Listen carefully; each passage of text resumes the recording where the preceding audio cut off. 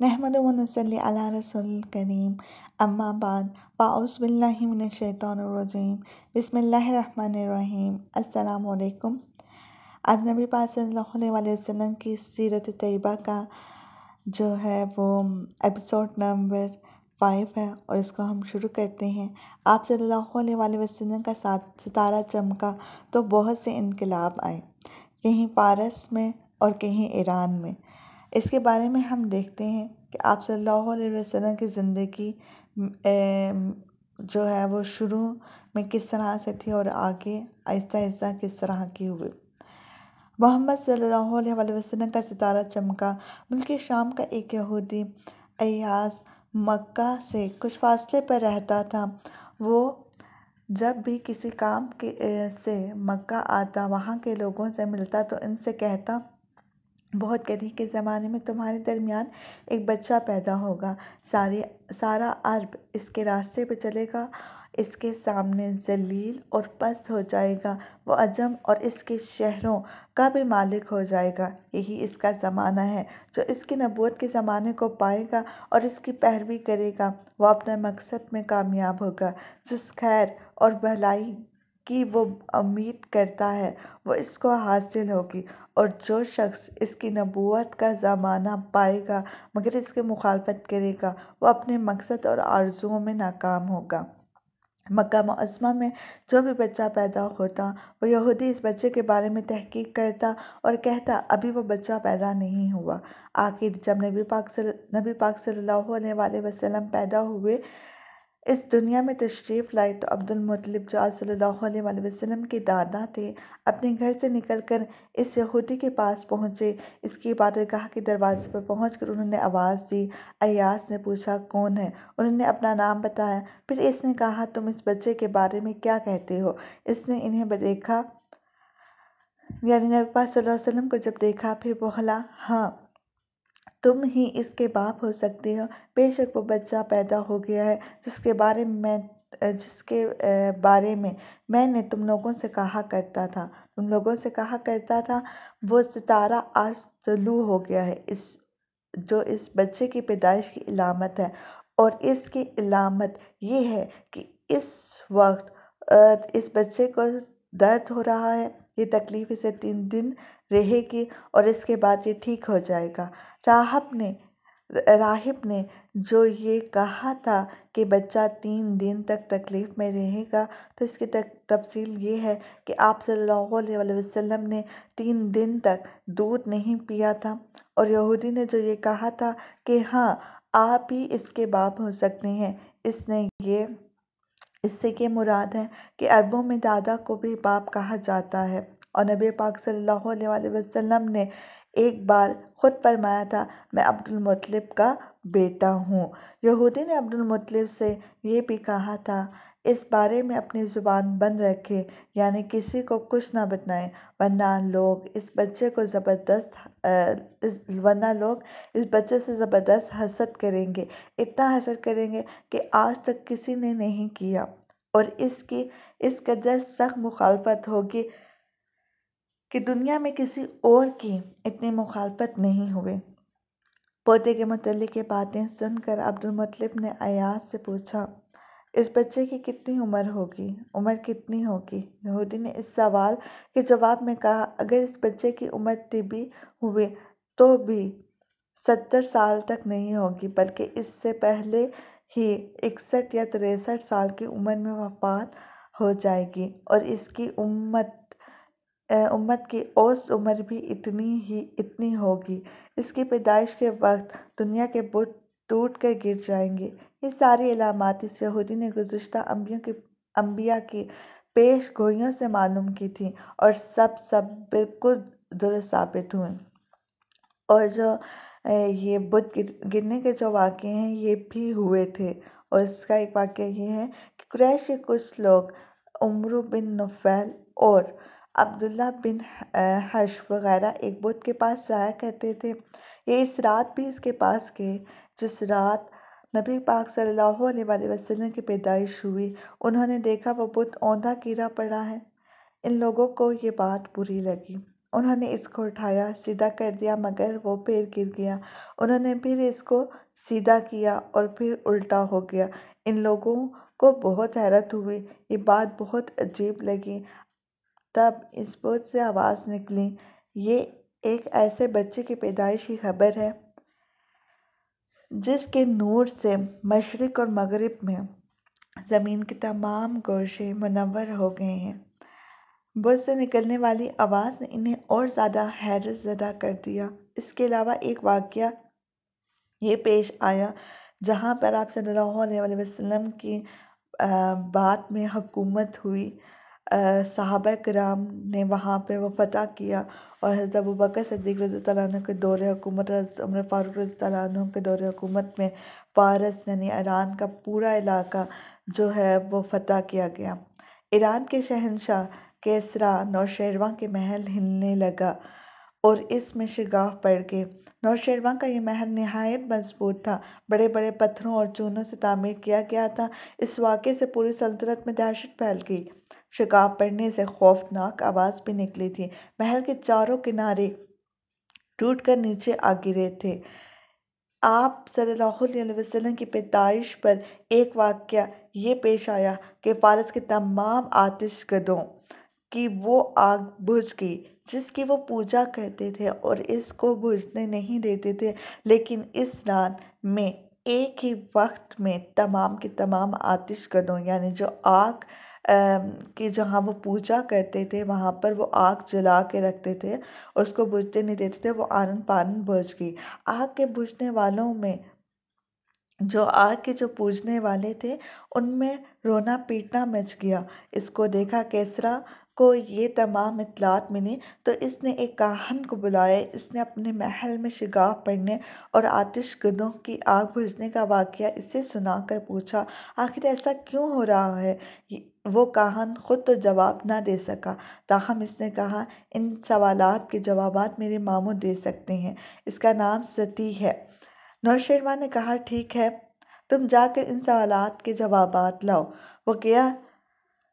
وہ گیا، ستی سے ملا، اسے یہ واقعات سنائے۔ اس نے سن کر کہا، ایک ایسا والا نبی ظاہر ہو گئے ہیں جو عرب اور شام پر چھا جائیں گے، اور جو کچھ ہونے والا ہے ہو کر رہے گا۔ اس نے یہ جواب کیسریٰ کو بتایا۔ اس وقت تک کیسریٰ نے دوسرے کاہنوں سے بھی معلومات حاصل کر لی تھیں، چنانچہ یہ سن کر اس نے کہا، تب پھر ابھی وہ وقت آنے میں دیر ہے، یعنی ان کا غلبہ میرے بعد ہوگا۔ پیدائش کے 7ویں دن عبدالمطلب نے آپ صلی اللہ علیہ وسلم کا عقیقہ کیا اور نام محمد رکھا۔ عربوں میں اس سے پہلے یہ نام کسی کا نہیں رکھا گیا تھا۔ قریش کو یہ بات عجیب سا لگا، چنانچہ کچھ لوگوں نے عبدالمطلب سے کہا، اے عبدالمطلب، کیا وجہ ہے تم نے اس بچے کا نام اس کے باپ دادا کے نام پر نہیں رکھا بلکہ محمد رکھا ہے، اور یہ نام نہ تمہارے باپ دادا میں سے کسی کا ہے نہ تمہاری قوم میں سے کسی کا ہے؟ عبدالمطلب نے انہیں جواب دیا، میری تمنا ہے کہ آسمانوں میں اللہ تعالیٰ اس بچے کی تعریف فرمائے اور زمین پر لوگ اس کی تعریف کریں۔ سبحان اللہ۔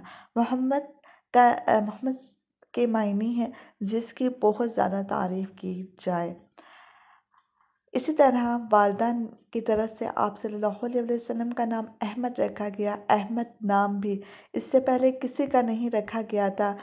مطلب یہ ہے کہ ان دونوں ناموں کی اللہ تعالیٰ نے حفاظت کی اور کوئی بھی یہ نام نہ رکھ سکا۔ احمد کا مطلب ہے بہت زیادہ تعریف کرنے والا۔ علامہ سہلی نے کہا ہے، آپ صلی اللہ علیہ وسلم کا جو نام احمد اور محمد رکھا گیا تھا، آپ احمد پہلے ہیں اور محمد بعد میں، یعنی آپ صلی اللہ علیہ وسلم کی تعریف دوسروں نے بعد میں کی۔ اس سے پہلے آپ صلی اللہ علیہ وسلم کی شان یہ ہے کہ آپ صلی اللہ علیہ وسلم کی جو اللہ تعالیٰ نے سب سے زیادہ حمد و ثنا کرنے والے ہیں، آپ صلی اللہ علیہ وسلم کی سب سے زیادہ حمد و ثنا جو ہے کرنے والے ہیں اللہ تعالیٰ کی، ٹھیک ہے، آپ صلی اللہ علیہ وسلم اللہ تعالیٰ کے سب سے زیادہ حمد و ثنا کرنے والے ہیں۔ پرانی کتابوں میں آپ صلی اللہ علیہ وسلم کا نام احمد ذکر کیا گیا ہے۔ اپنی والدہ کے بعد آپ صلی اللہ علیہ وسلم نے سب سے پہلے صوبیہ کا دودھ پیا۔ صوبیہ نبی پاک صلی اللہ علیہ وسلم کے چچا ابو لہب کی باندھی تھیں۔ ان کو ابو لہب نے آپ صلی اللہ علیہ وسلم کی پیدائش کی خوشی میں آزاد کر دیا تھا۔ صوبیہ نے آپ صلی اللہ علیہ وسلم کو چند دن تک دودھ پلایا۔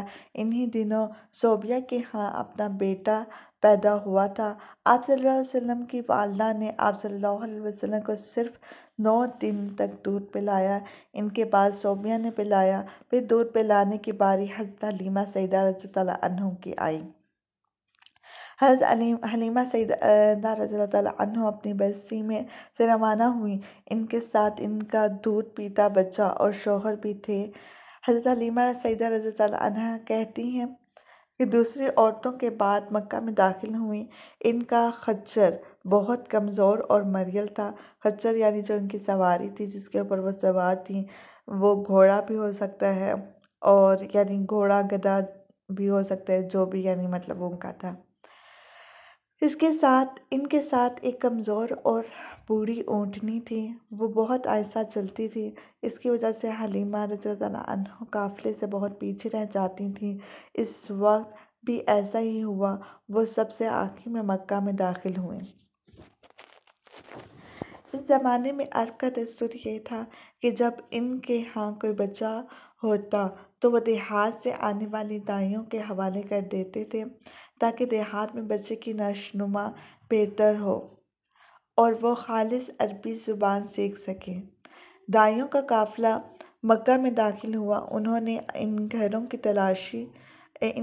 تلاش شروع کی جن میں بچے پیدا ہوئے تھے۔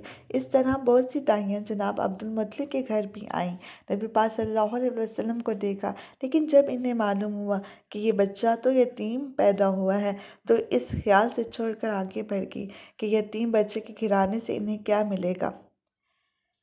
اس طرح دائیاں آتی رہیں، جاتی رہیں، کسی نے آپ صلی اللہ علیہ وسلم کو دودھ پلانا منظور نہ کیا، اور کرتی بھی کیسے؟ یہ سعادت تو حضرت حلیمہ رضی اللہ عنہا کے حصے میں آنا تھی۔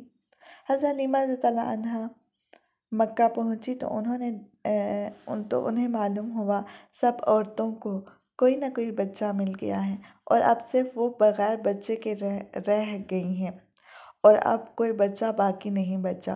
ہاں، ایک یتیم بچہ ضرور باقی ہے جسے دوسری عورتیں چھوڑ گئی ہیں۔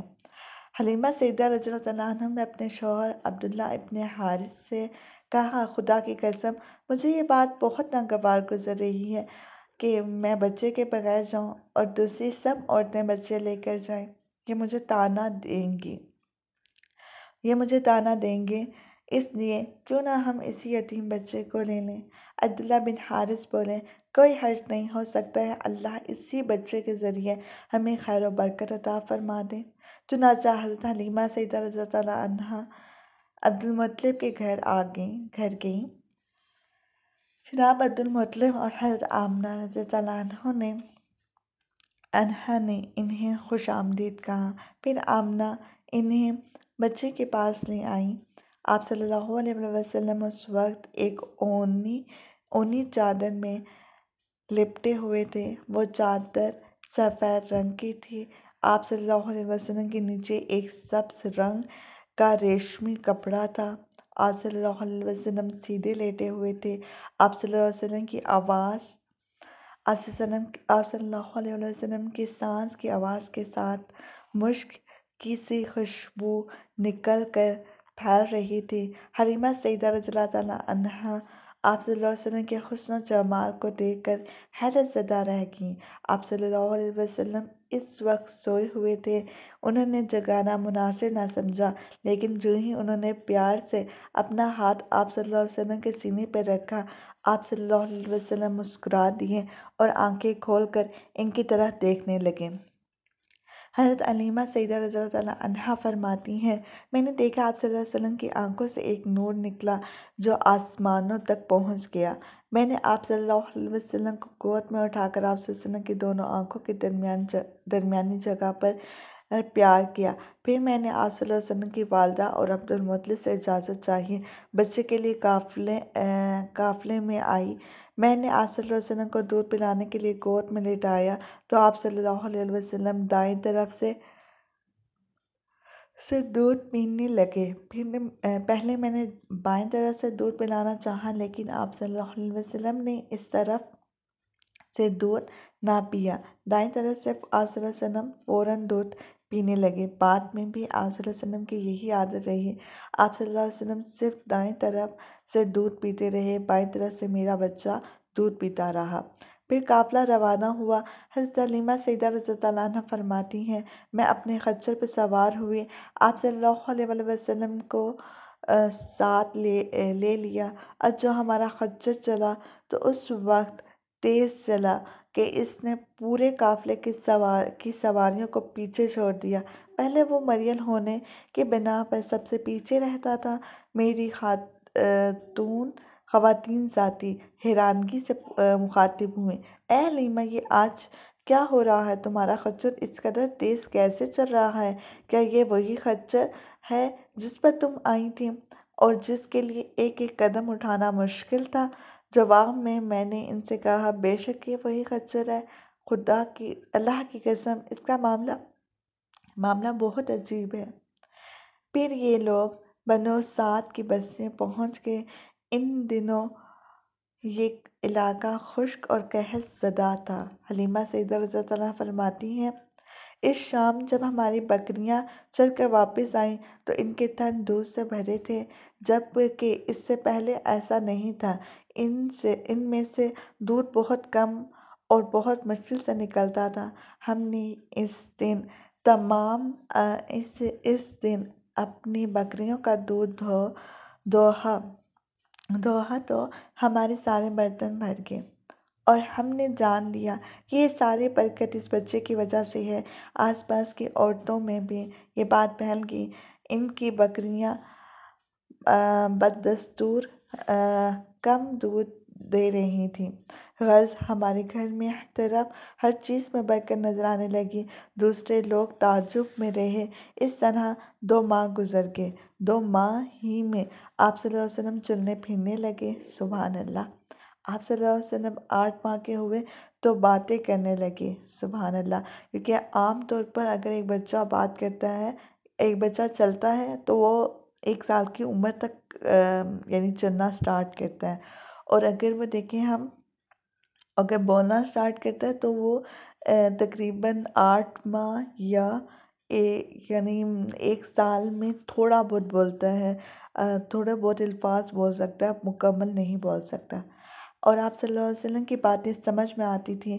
9 ماہ کی عمر میں تو آپ صلی اللہ علیہ وسلم بہت صاف گفتگو کرنے لگے۔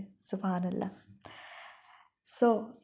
ہم کل جانیں گے کہ آپ صلی اللہ علیہ وسلم کے آگے کیا کچھ واقعات گزرے اور کس طرح سے حضرت حلیمہ رضی اللہ عنہا نے آپ صلی اللہ علیہ وسلم کو جو ہے وہ پالا اور ان کے ساتھ کیا واقعات پیش آئے۔ آگے ہم پھر اور اس کی تفصیل کل پڑھیں گے۔ کل سنتے ہیں کہ آپ صلی اللہ علیہ وسلم کی زندگی کس طرح سے خوبصورت تھی، اور آپ صلی اللہ علیہ وسلم کی زندگی میں کیا ایسے واقعات تھے کہ آپ صلی اللہ علیہ وسلم دوسرے بچوں سے مختلف تھے۔ السلام علیکم ورحمۃ اللہ وبرکاتہ۔